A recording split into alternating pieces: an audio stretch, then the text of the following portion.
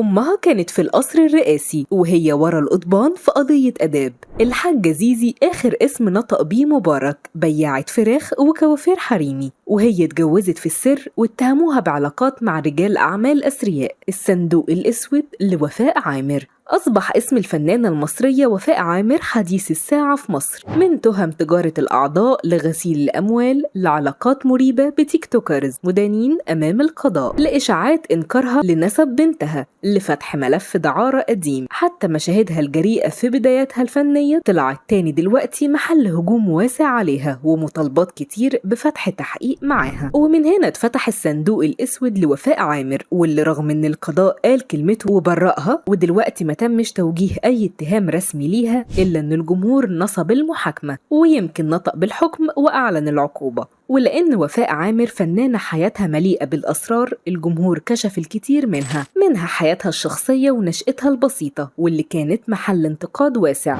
وده لما علق أحد الأشخاص اللي دعا إنه كان جار وفاء، واللي قال أمها بياعة فراخ وكبد وقوانص في آخر شارع العطارين في سوق باب عمر باشا في اسكندرية. وقالوا عن وفاء إنها كانت بتقف مع إخواتها الأربعة بإقفاص الفراخ تساعد أمها، وأبوها كان شغال سواق تاكسي مشهور في محطة مصر. ولما ربنا فتحها على وفاء اشترت لأمها محل كوافير حريمي وسمته سوزي في محرم بيك. لكن بعد جواز وفاء من محمد فوزي خدت أهلها يعيشوا في برج الياسمين في شارع الهرم. ومن هنا بدأ الكلام يزيد عن أم وفاء عامر زيزي أبو عرب، وتحركت مؤشرات البحث من وفاء لأختها لأمها، خاصة إن أمها حطت نفسها في وش المدفع. وهي كمان كانت مهووسة بالتيك توك وبتطلع لايف كل يوم من 7 الصبح تصور يومها كله طبخ وهزار وحكايات عن أسرار حياتها وحياة بناتها، وتطلب دعم الفولورز بالشير واللايك. تصرفات الحاجة زيزي كانت غريبة للجمهور، لكنها بررت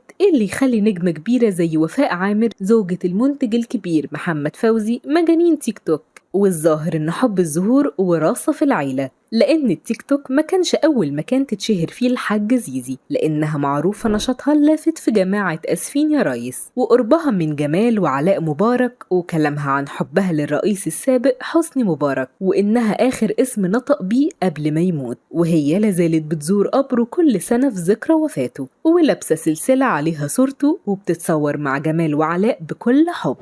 أم وفاء كلامها عن درجة قربها من عائلة مبارك استفز الجمهور، وبتتكلم كأنها واحدة من القصر الرئاسي في عصر مبارك. والجمهور زاد لما جيرانها ظهروا في التعليقات وقالوا إنها دبلوم تجارة مش خريجة جامعة بيروت زي ما بتقول، وعائلتها من بلد دست الأشراف التابعة لمحافظة